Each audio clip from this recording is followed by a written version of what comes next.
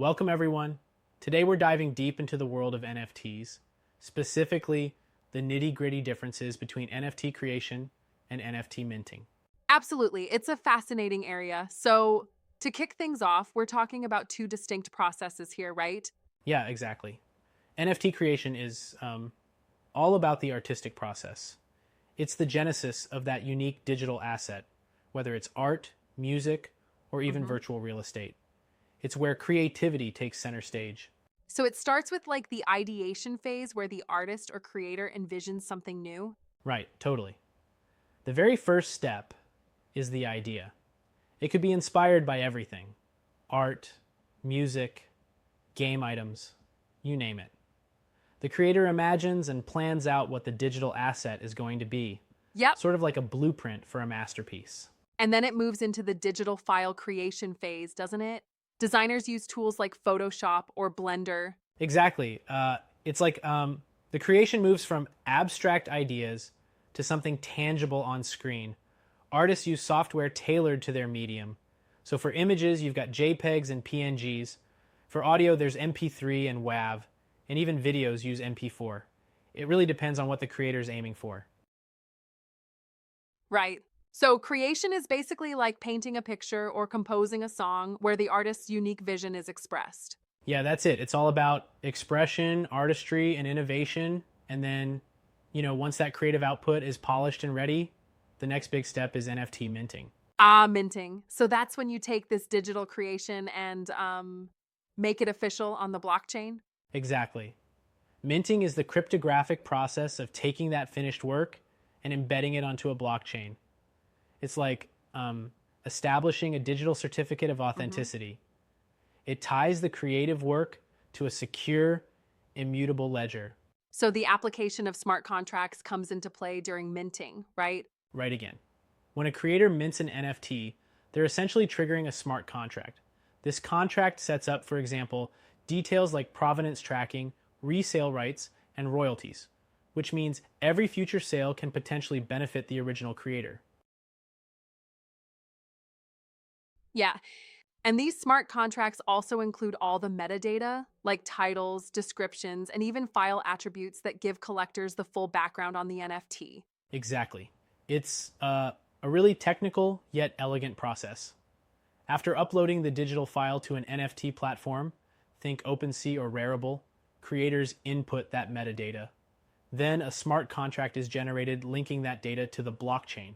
Speaking of platforms, isn't it interesting how some, like OpenSea, offer massive collections while others, like Rarible, emphasize decentralization and community governance? It really is. The marketplace you choose matters, and it also ties into what blockchain you mint the NFT on. For instance, Ethereum is super popular, but can be costly because of gas fees. So people looking for lower fees might go for blockchains like Solana or newer ones like Flow. Yeah, the gas fees on Ethereum can get pretty steep during network congestion, right? Exactly. And that's a key part of the discussion. When minting, those fees are a significant factor because they're tied to the computing expense on the blockchain. Creators must weigh cost against benefits like security and long-term sustainability. So essentially, NFT creation is the artistic side, while minting is like the certification that enters it into a secure and public system. Yes, absolutely. The creation process is where the magic happens, the pure creative spark. Then minting locks it in and ups the asset's legitimacy. It's like writing a symphony versus publishing it. Right. I think it's important to note here that just because you mint an NFT, it doesn't mean you've automatically transferred intellectual property ownership of the actual work. Exactly. And that's a critical nuance. Creating an NFT doesn't give buyers door-to-door ownership of the underlying work. It merely establishes on the blockchain who holds the token. That's why IP issues can get messy if original rights aren't clearly defined or if copyrighted material is used without proper licenses. Some might argue that once minted, the NFT confers a sort of ownership that might confuse buyers into thinking they own the full rights. Yeah, that's a good point. It's a common misconception. The smart contract outlines exactly what rights are sold, and unless the contract explicitly transfers full IP rights, the creator retains them. This clarity is Right. vital for both creators and buyers. So let me just challenge this a bit. Do you think the distinction is always clearly communicated to buyers? Because sometimes it feels like market hype overshadows the technical distinctions. That's a very fair point. I would say not always. Many buyers jump in because they see the potential for profit or just the allure of digital art, but they might not always fully grasp the differences between owning a minted token and the rights of the actual artwork. Yeah, true. It makes you wonder if there should be more robust educational efforts around these topics, doesn't it? Absolutely. Education is key here. The NFT space is still evolving. It's like the Wild West right now.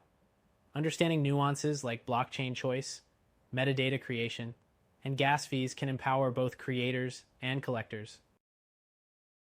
hmm And what about the role of the blockchain in this whole process? Choosing Ethereum versus something like Solana or Flow really changes the dynamics, doesn't it? Yes, definitely. Each blockchain comes with its own set of trade-offs. Ethereum offers a well-established ecosystem, but suffers from high fee issues. Solana, on the other hand, boasts lower fees and faster transactions, while Flow provides tailor-made features for digital collectibles. This choice impacts not only cost, but also the network's scalability Right. and community support. It's almost like choosing between different types of canvases when you're an artist. One might be smooth and expensive, while another might offer a different texture altogether. Oh yeah, exactly. It's like selecting the perfect medium that best showcases your art and ultimately influences how collectors Yep. interact with your NFT. And speaking of interaction, marketplaces like OpenSea and Rarible really drive that engagement. For sure. Marketplaces make the process of using the minted NFT more seamless. They not only facilitate the upload and minting process, but also handle auctions, direct sales, and even community feedback. It truly democratizes digital ownership. Right. So, from the creative spark to the technical minting, every step seems interconnected and crucial for the final product's success. Exactly. The life cycle of an NFT is a journey from imagination to blockchain, each stage requiring different skills and considerations.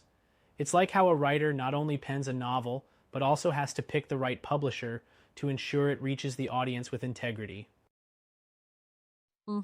One interesting aspect that stands out to me is how this duality safeguards authenticity. The creative work is unique, and minting verifies it beyond any doubt. That's right. The process of minting imbues the creation with verifiable legitimacy. It's essentially the cryptographic seal of approval that tells collectors this is the real deal. Yeah, and in today's digital age, that kind of trust is like absolutely crucial. For sure. NFT creation and minting, while intertwined, serve very distinct roles that together bring digital art and assets into a secure, decentralized marketplace. It's this blend of creativity and cutting-edge technology that keeps pushing Right the on. envelope of what's possible. Thanks for breaking that down. It's really clear how much craftsmanship and tech is involved in the NFT space. Anytime. It's definitely an exciting time to be in this space. The intersection of art and technology opens up endless possibilities. Absolutely, and I'm looking forward to seeing where creators and developers take this next. Same here. Cheers to more innovative digital experiences. Cheers.